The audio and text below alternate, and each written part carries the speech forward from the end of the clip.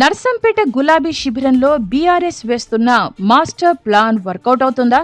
మాజీ ఎమ్మెల్యే పెద్ది సుదర్శన్ రెడ్డి సతీమణి స్వప్న ఎంట్రీతో ప్రత్యర్థి పార్టీల వ్యూహాలు తలకిందులు కాబోతున్నాయా? నర్సంపేట రాజకీయం ఇప్పుడు రాష్ట్ర వ్యాప్తంగా ఎందుకు హాట్ టాపిక్ గా మారింది? అసలు తెర వెనుక జరుగుతున్న ఆ వ్యూహాలేంటి? ఇప్పుడు క్లియర్ కట్ గా తెలుసుకుందాం.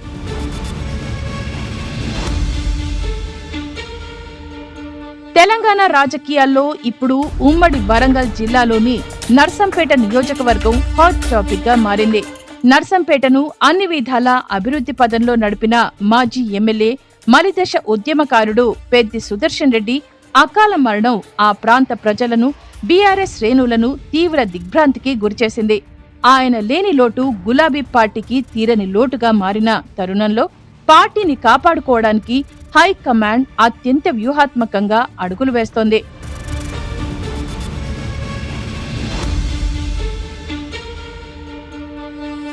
తెలంగాణ ప్రత్యేక రాష్ట్ర సాధన కోసం జరిగిన మలిదశ ఉద్యమంలో పెద్ది సుదర్శన్ రెడ్డి క్రియాశీలక పాత్ర పోషించారు. కేసీఆర్ వెన్నంటి నిలిచి నర్సంపేట గడ్డపై ఉద్యమ వేడిని రగిలించారు. ఎమ్మెల్యేగా అధికారంలో ఉన్న సమయంలో నర్సంపేటను విద్య, వైద్య, సాగునీటి రంగాల్లో ముందంజలో ఉంచటానికి ఆయన చేసిన కృషి మరువలేనిదే. నియోజకవర్గ ప్రజలతో ఆయనకున్న వ్యక్తిగత అనుబంధం కేవలం రాజకీయాలకే పరిమితం కాలేదు. క్షేత్రస్థాయి కార్యకర్తను పేరు పెట్టి పిలిచే నాయకుడిగా ఆయనకు పేరుంది. అందుకే ఆయన అకాల మరణం క్యాడర్ను మానసికంగా కుంగదీసింది.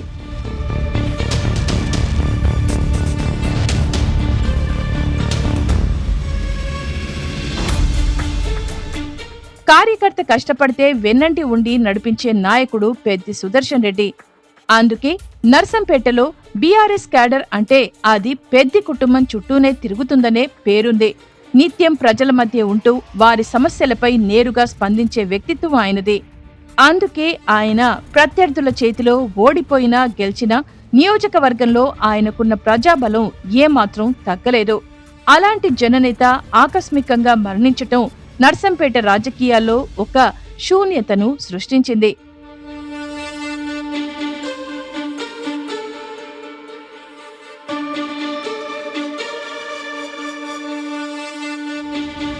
అయితే ఆయన మరణం తర్వాత నియోజకవర్గంలో పార్టీ పట్టు కోల్పోకుండా ఉండేందుకు గులాబీ పార్టీ అధిష్టానం ఒక వ్యూహాత్మక మార్పునకు తెరలేపింది.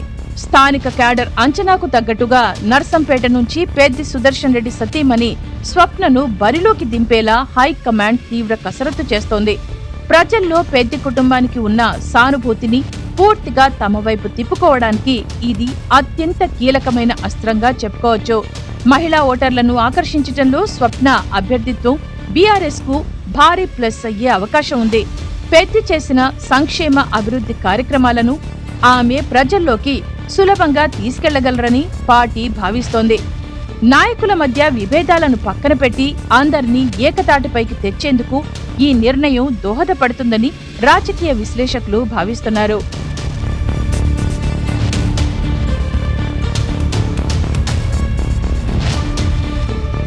మరోవైపు పెద్ది కుటుంబం నుండి బలమైన అభ్యర్థి బరిలో నిలుస్తారనే ప్రచారం ప్రారంభం కావడంతో ప్రత్యర్థి పార్టీ శిబిరాల్లో తీవ్ర గుబులు పుట్టింది. అధికారంలో ఉన్న కాంగ్రెస్ పార్టీ నర్సంపేటలో తన పట్టును నిరూపించుకోవాలని చూస్తున్న తరుణంలో ఈ సానుభూతి పవనాలను ఎదుర్కొనేందుకు ఆ పార్టీ కొత్త వ్యూహాలపై కసరత్తు చేస్తోంది. అలాగే నియోజకవర్గంలో తమ బలాన్ని బేరీజు వేసుకుంటూ ఈ పోరులో లబ్ధి పొందేందుకు మిగతా పార్టీలు కూడా పావులు కదుపుతున్నాయి.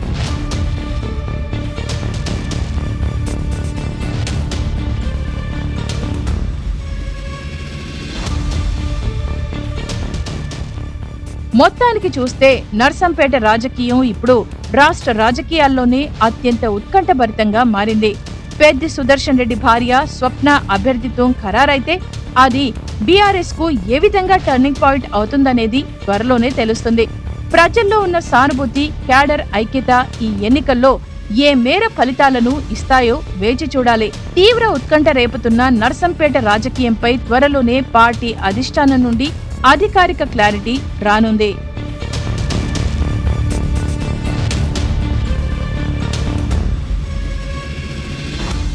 ఇటీవల అనారోగ్యంతో మరణించిన నర్సంపేట మాజీ ఎమ్మెల్యే పెద్ది సుదర్శన్ రెడ్డి కుటుంబానికి అండగా నిలవాలని బీఆర్ఎస్ అధినేత మాజీ సీఎం కేసీఆర్ నిర్ణయించారు. ఇందులో భాగంగా సుదర్శన్ రెడ్డి ఇద్దరు పిల్లలకు చెరో ₹1 కోటి చొప్పున ఆర్థిక సహాయం చేయాలని నిర్ణయించారు. అదే సమయంలో పెద్ది సుదర్శన్ రెడ్డి తల్లి అమృతమ్మ వృద్ధాప్యంలో ఉన్నందున వారి బాగోగుల కోసం మరో 25 లక్షలు తల్లి పేరు మీద బ్యాంకులో జమ చేయాలని నిర్ణయించారు. తద్వారా మొత్తంగా ₹2,25,00,000 పెద్ది సుదర్శన్ రెడ్డి కుటుంబానికి భారత రాష్ట్ర సమితి ఆర్థిక సహాయాన్ని అందిస్తూ అండగా నిలవాలని నిర్ణయం తీసుకుంది. ఇంతటితోనే కాకుండా పిల్లల భవిష్యత్తు, వారి చదువు తదితర కుటుంబ సంక్షేమానికి సంబంధించి పార్టీ నిరంతరం పర్యవేక్షిస్తూ అండగా నిలుస్తుందని అధినేత తెలిపారు.